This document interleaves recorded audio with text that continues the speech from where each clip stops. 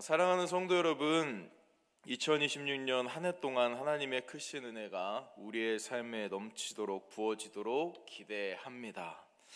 성도 여러분, 혹시 이렇게 살면서 되돌릴 수 없는 큰 실수를 해보신 적이 있으십니까?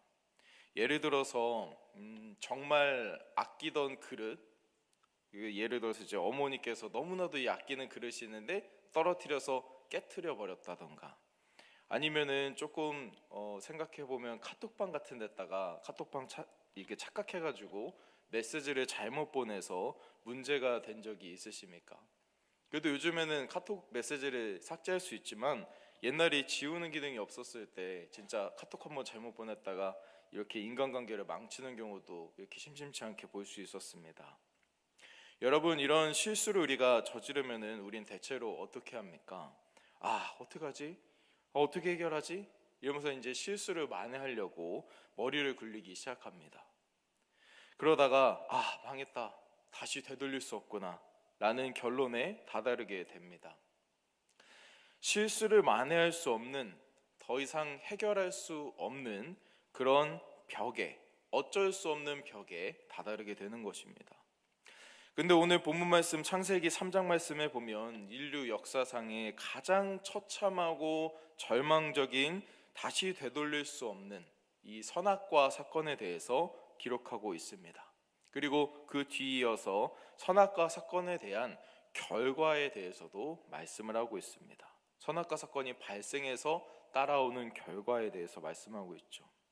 여러분, 선악과 사건은 단지 이 하나님께서 먹지 말라는 과일 하나를 따먹은 정도의 사건이 아닙니다.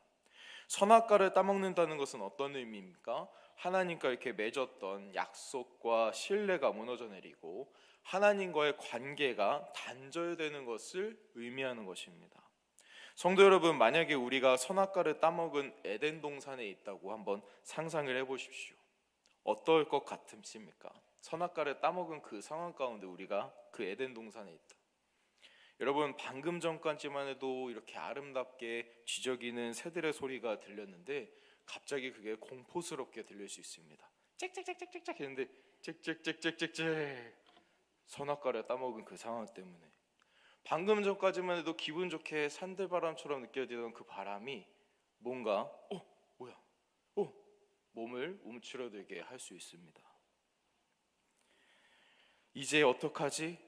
망했다. 이제 우리 죽은 목숨이다 라는 생각이 들게 될 것입니다. 아마 이 아담과 하와도 비슷한 느낌이지 않았을까 제가 생각을 해봅니다.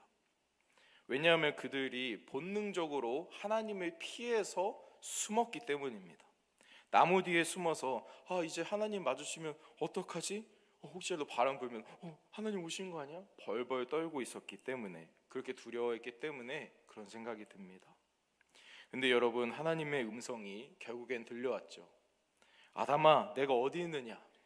이제 아담은 자신이 저지른 이 범죄에 대해서 심판받을 일만 남은 것입니다. 그런데 여기서 의외의 전개가 펼쳐지는 것에 대해 오늘 말씀드리려고 합니다. 하나님께서 아담을 찾으신 뒤에 아담에게 너 누가 이거 다 알려줬어? 라고 물어보신 뒤에 아담을 바로 심판하지 않으시고 하와한테 넘어가고, 하와를 바로 심판하지 않으시고 이 뱀, 사탄에게 넘어가는 것을 볼 수 있습니다. 하나님의 시선이 아담, 하와, 그리고 뱀, 이 사탄에게까지 옮겨져 가고 있죠. 우리는 이 말씀을 통해서 단순히 아담과 하와가 아직도 정신을 못 차리고 회개는 못할지언정 남탓만 하고 있네, 이렇게 생각하고 넘어갈 일이 아닙니다. 우리는 이 본문을 보면서 그런 생각 많이 하죠. 제가 그랬어요. 누가 그랬어? 제가 그랬어요. 그래가지고 넘겨주고만 있네. 회개는 못하고 이렇게 계속 남의 책임 묻고 있네, 이렇게만 생각하고 넘어가서는 안 된다고 생각이 듭니다. 물론 그 말씀도 굉장히 중요하지만 하나님께서 아담과 하와를 바로 심판하지 않으시고 뱀, 사탄에게까지 시선을 계속해서 옮기셨다는 것이 이 본문 말씀에서 매우 중요한 부분이라 생각이 듭니다. 하나님께서는 아담과 하와를 향해 감히 너희가 내 명령을 어겨? 당장 이리 안 나와! 이렇게 하지 않으시고, 충분히 그럴 상황이긴 했지만 않으시고, 하나님께서는 그렇게 하지 않으시고 아담과 하와를 지나치시고 가장 먼저 이 모든 사건의 원흉이 되고 있는 뱀, 사탄을 향해서 선고를 내리고 계십니다. 하나님께서는 왜 직접 사실 범죄를 저지른 당사자는 아담과 하와가 아닙니까? 근데 이 아담과 하와를 혼내지 않으시고 뱀, 사탄을 먼저 혼내셨을까요? 여러분 잘 아시겠지만 성경에 보면은 이 순서 같은 것들이 굉장히 중요한데요. 왜 이렇게 하나님께서는 아담과 하와를 지나치시고 뱀을 먼저 혼내셨을까요? 저는 이 말씀에서 하나님의 사랑이 드러난다라고 말씀드리고 싶습니다. 하나님께서 죄에 빠진 자녀를 혼내기 전에 자녀를 유혹하고 죄에 빠지게 만든 죄의 근원을 박살내겠다고 먼저 선포하신 것입니다. 여러분, 우리 자녀들이 잘못을 저지르면 어떻게 합니까? 대부분 우리는 야, 너 왜 그랬어? 그러지 않습니까? 근데 그 상황을 먼저 보고 그 상황에 대해서 먼저 선언을 하고 계신 것입니다. 우리는 흔히 오늘 본문 말씀을 보면서 죄로 인해 사탄과 인간이 받은 저주에 대해서만 집중을 합니다. 선악과만 안 따먹었으면 땀 흘려 일할 필요가 없을 텐데, 출산할 때도 안 아프고 에덴 동산에서 좀 편하게 살 수 있었을 텐데, 이런 생각들도 많이 하시겠죠. 그러나 이 본문 말씀의 중요한 부분은 따로 있다고 생각이 됩니다. 그것은 바로 우리가 잘 알고 있는 원시복음입니다. 원시복음. 오늘 본문 말씀 창세기 3장 15절 말씀에 보면 이렇게 말씀하고 있는데요. 한 목소리로 읽어보도록 하겠습니다. 시작. 내가 너로 여자와 원수가 되게 하고 내 후손도 여자의 후손과 원수가 되게 하리니 여자의 후손은 내 머리를 상하게 할 것이요 너는 그의 발꿈치를 상하게 할 것이니라 하시고. 아멘. 하나님께서는 죄에 대한 저주와 심판을 말씀하시기 전에 구원 계획을 먼저 선언하셨다는 것을 우리가 기억하기 원합니다. 할렐루야. 그 구원 계획의 첫 번째는 무엇입니까? 뱀, 이 사탄과 여자가 원수가 된다라는 내용입니다. 여러분, 방금 전까지 하와와 뱀, 이 사탄은 어떤 관계였습니까? 아주 가깝고 좋은 관계였습니다. 뱀, 이 사탄의 한마디 말에 하나님의 명령을 그냥 어기고 이 선악과를 따먹을 정도로 가까운 사이, 친한 사이였습니다. 지금으로 생각하면 뱀이 징그러우니까 이해가 안 되지만 그때 에덴 동산을 생각하면 이 뱀이랑 여자랑 굉장히 가까웠던 느낌을 받을 수가 있습니다. 이 둘 사이를 그대로 내버려두면 어떻게 되겠습니까? 사탄이 인간의 친구가 되고 인간은 사탄이 조종당한 대로 끌려다니다가 영원한 죽음을 맞이할 수 있을 것입니다. 그런데 하나님께서는 이 관계에 개입하신 것을 우리가 볼 수 있습니다. 그 친밀하던 관계를 강제로 찢어놓으시고 너희는 서로 이제 원수가 됐다라고 선언하신 것입니다. 이 선언은 진짜 저주나 심판이 아닙니다. 하나님께서 사랑하는 자녀를 죄의 소굴에서 구출하겠다는 구원 계획이라는 것을 우리가 기억하기 원합니다. 또 하나님께서는 이렇게 두 번째 구원 계획을 선언하셨는데요. 여자의 후손은 뱀, 이 사탄의 머리를 상하게 할 것이다.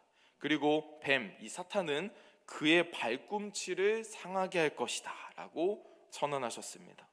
성도 여러분, 고대 사회에서 그리고 우리가 많이 보았지만 성경의 족보에서 후손에 대한 혈통은 누가 이어갑니까? 남자가 이어갑니까? 여자가 이어갑니까? 여러분, 남자가 이어갑니다. 고대 사회에서는 철저하게 남자 중심으로 이렇게 족보가 가고 또 후손을 이어나가는데요. 그런데 오늘 본문에 보니까 하나님께서 여자의 후손이다라는 말씀을 사용하고 있습니다.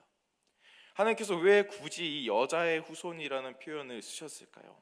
이 표현이 정확히 어떤 의미를 가지고 있을까요? 그것은 하나님께서 말씀하신 여자의 후손이 남자를 모르는, 남자와 상관없는 동정녀 마리아에게서 성령으로 잉태하신 이 예수 그리스도를 가리킨다는 것을 의미하는 것입니다. 하나님께서는 아담과 하와에게 죄에 대한 책임을 물으시기도 전에, 그들이 회개하기도 전에, 무슨 말을 하기도 전에 이미 그들을 죄에서 구원하실 구원 계획을 선언하신 것입니다. 하나님께서는 이때 이미 독생자 예수 그리스도를 보내시고 희생하기로 결단까지 마무리하신 것입니다. 오늘 본문 말씀이 하나님의 심판과 진노, 죄의 책임과 죽음에 대한 말씀인 줄 많이 알고 있는데, 사실은 하나님의 사랑이 가득 담긴 구원의 말씀입니다. 하나님께서는 오늘 말씀에서 선언하신 대로 결국에 우리 인간들의 승리하게 하시고 구원의 길로 이끄실 것입니다. 그런데 여기에 문제가 하나 있습니다. 이렇게 원시복음도 주시고 이제 원수가 될 거야, 다 하게 될 거야 선언하셨지만, 사실 이 아담과 하와 이 상황에서 구원 계획이 굉장히 먼 미래에 있을 약속이었다는 사실이 문제가 됩니다. 방금 당장 이렇게 해결이 되면 좋을 텐데 나중에 이제 예수님이 오셔서 해결을 할 거다라는 것이죠. 지금 당장 아담과 하와는 어떤 모습을 하고 있습니까? 아직도 하나님이 두려워서 무서워서 벌벌 떨고 있습니다. 벌거벗은 채로 부끄러워하며 어쩔 줄 몰라 하고 나뭇잎 한 장 간신히 이렇게 걸치고 있었습니다. 이런 상황 가운데 하나님의 시선은 이제 사탄 뱀에서 다시 돌아가서 아담과 하와를 향하게 되었습니다. 이제 여러분 심판이 시작되었겠죠. 죄의 삭은 무엇입니까? 사망이지 않습니까? 그렇다 보니 공의 하나님께서는 당장 그들을 처형하셨어야 했습니다. 적어도 그렇게 처형을 못 하시더라도 벌거벗은 모습 그대로 그냥 너희들 나가 하면서 에덴 동산에서 쫓아냈어야 했습니다. 그러나 여러분, 하나님께서는 그렇게 하질 않으셨습니다. 하와에게는 해산의 고통, 또 남편의 다스림, 그런 고통을 선언하셨고, 아담에게는 평생 땀을 흘려서 힘들게 일하고 먹고 살아야지 살 수 있을 것이다라는 그런 노동의 고통을 선언하셨습니다. 그리고 그 이후에 하나님께서는 아담과 하와에게 가죽옷을 지어 입히신 것을 볼 수가 있습니다. 지금까지 아담과 하와가 무엇을 입고 있었죠? 자기들이 급한 대로 만든 이 허술한 나뭇잎 치마를 입고 있었습니다. 무화과 나뭇잎을 엮어가지고 치마를 만들어 입고 있었죠. 여러분, 나뭇잎의 특징이 무엇입니까? 나뭇잎은 나무 줄기에서 떨어져 나오면 점점 시들어 버립니다. 나무에서 나뭇잎을 떼서 옷을 만들면 어떻게 되겠습니까? 계속해서 입을 수 있을까요? 얼마 지나지 않아 이 수분도 다 날아가고 말라서 바짝 비틀어질 것입니다. 아담과 하와는 그런 허술한 재료로 자신들의 부끄러움을 가리려고 했습니다. 그러나 사람이 만든 나뭇잎으로는 그들의 부끄러움을 가릴 수가 없었죠. 그들이 만든 옷은 부끄러움을 가릴 수 없는 허술하기 짝이 없는 그런 옷이라고 부르기도 좀 민망한 그런 옷이었습니다. 이렇게 자신의 부끄러움을 스스로 어떻게든 가려보려고 했지만 이 실패하는 아담과 하와의 모습, 이것이 참 어리석어 보이기도 하지만 사실 오늘날 우리의 모습과 굉장히 닮았다는 생각도 해봅니다. 우리는 어떻게 합니까? 우리의 부끄러움을 가리기 위해서 세상의 성공이나 다른 것들로 우리의 부끄러운 부분들을 가리려고 합니다. 그래서 이런 경우들이 참 많은 것 같아요. 내가 돈만 많으면 사람들이 나를 무시하지 못할 거야. 내가 박사학위만 따면, 내가 임원만 되면, 높은 자리에만 올라가면 다 괜찮아질 거야. 나는 아무 문제 없어. 내가 최고가 될 거야 라고 생각하는 경우들이 많이 있습니다. 그런 것들로 자신을 치장하고 자신의 부끄러운 부분들을 가리려고 드는 것입니다. 그리고 그것들로 내 삶의 공허함, 비루함, 허무함을 어떻게든 달래보려고 하죠. 그러나 이런 것들은 언젠가 모두 시들어 버립니다. 나뭇잎으로 만든 옷은 임시 방편에 불과한 것이죠. 인간은 어떠한 노력으로도 자신의 죄인됨을 영원히 가릴 수가 없습니다. 어떻게 해도 여전히 부끄러운 모습이 남아있고 공허하고 불안한 마음이 드러나게 되어 있는 것이죠. 아담과 하와도 내일이면 금세 시들어버릴 나뭇잎을 바라보며 자신들의 부끄러운 모습이 드러날까봐 걱정하고 있었습니다. 그런데 그때 이제 하나님께서 다가오시죠.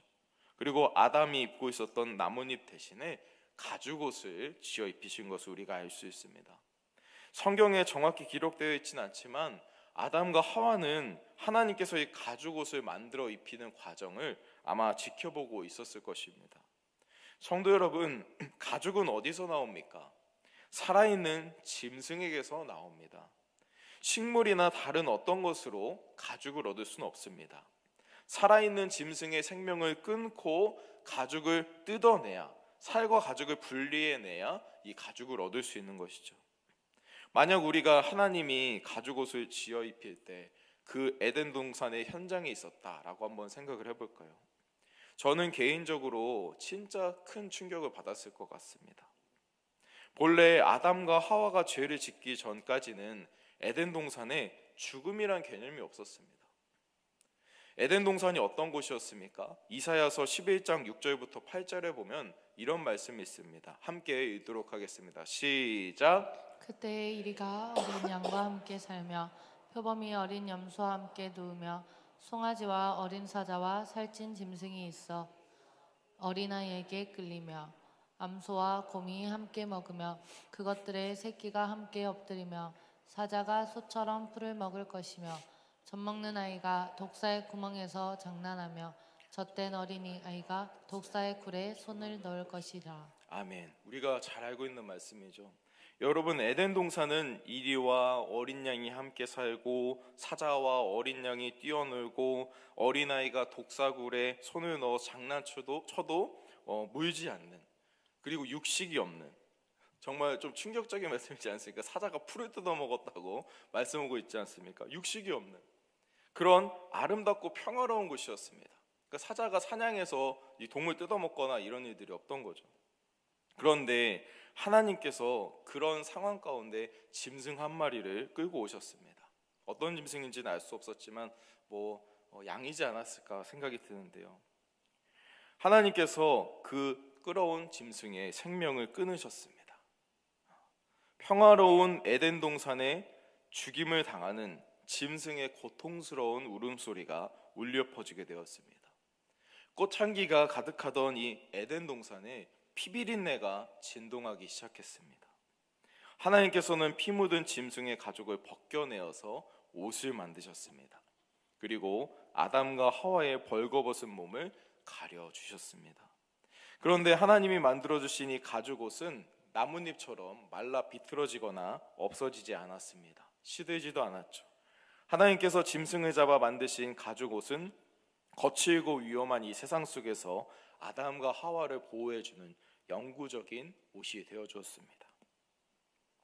성도 여러분, 우리가 만들고 의지하는 것은 죄의 문제를 해결할 수가 없습니다. 그런 것들은 일시적인 임시 방편에 불과한 것입니다. 우리 2026년에는 이 말라 비틀어질 무화과 나뭇잎이 아니라, 그 옷을 입는 것이 아니라 하나님께서 지어주신 가죽옷을 우리가 입길 원합니다. 우리의 죄와 수치를 덮기 위해서 대신 수치를 당하시고 죽임까지 당하신 이 하나님, 예수 그리스도를 옷 입는 한 해가 되길 원합니다. 마지막으로 하나님께서는 아담과 하와를 에덴 동산에서 내쫓으신 것을 본문 말씀을 통해 알 수가 있습니다. 여러분, 하나님께서 아담과 하와를 에덴 동산에서 내쫓으신 이유가 무엇일까요? 많은 이유들이 있다고 신학자들이 생각을 하지만 저는 이 아담과 하와가 생명나무의 열매를 따먹고 영생할지도 모르기 때문에 이 에덴 동산에서 쫓아냈다고 생각을 합니다.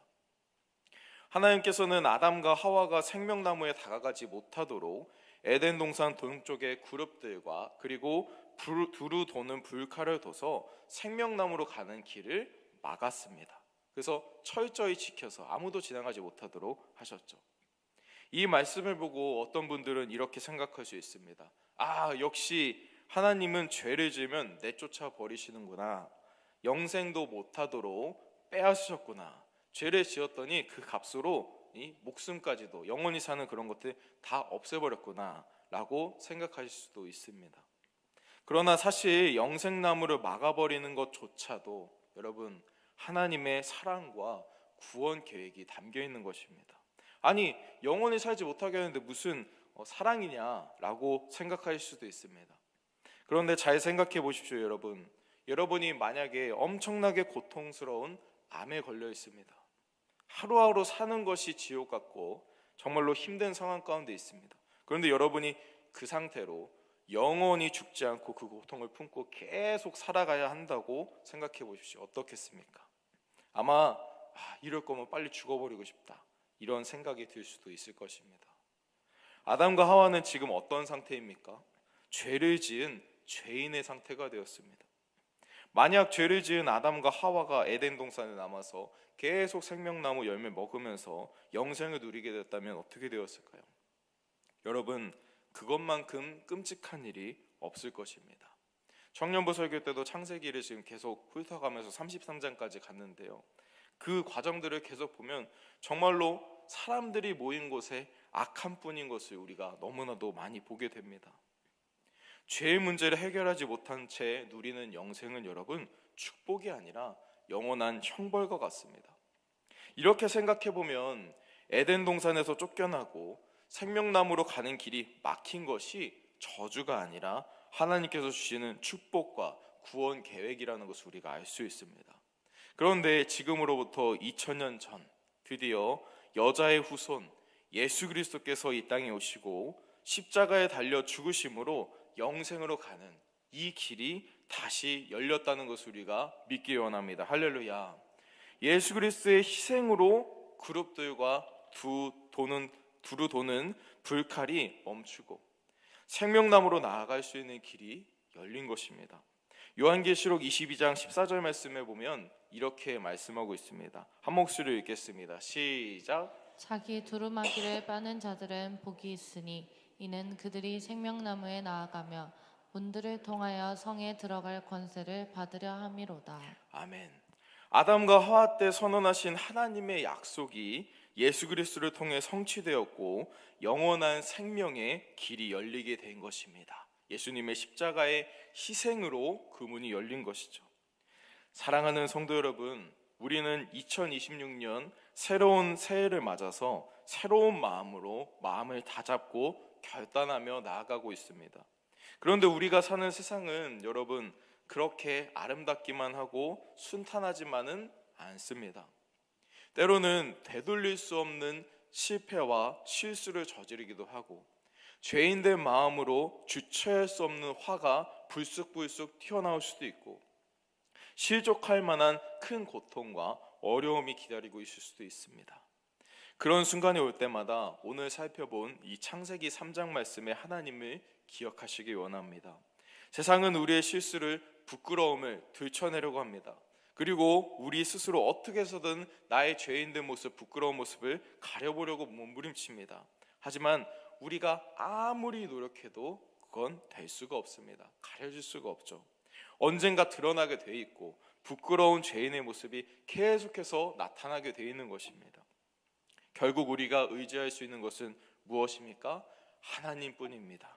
우리를 사랑하시고 자녀 삼아주신 하나님, 죄의 문제를 덮어주시고 독생자 예수 그리스도 아낌없이 희생하신 하나님, 그로 인하여서 영생과 구원으로 나아갈 수 있는 길을 열어주신 하나님, 무엇보다 우리를 이 세상 누구보다 사랑하시는 하나님, 그분을 믿고 의지하기만 하면 이 가릴 수 없을 것 같은 우리의 죄의 문제가 가려지고 그분을 의지하기만 하면 정말로 우리가 멸망과 죽음의 길로 갈 수밖에 없었지만 다시 우리의 인생이 생명과 영생과 구원의 길로 이어질 것입니다. 이 사실을 우리가 믿고 2026년 한 해 동안 또 우리의 평생 동안 오직 하나님만 의지하고 하나님께 나의 삶을 맡겨드리며 나아가는 우리가 되길 원합니다.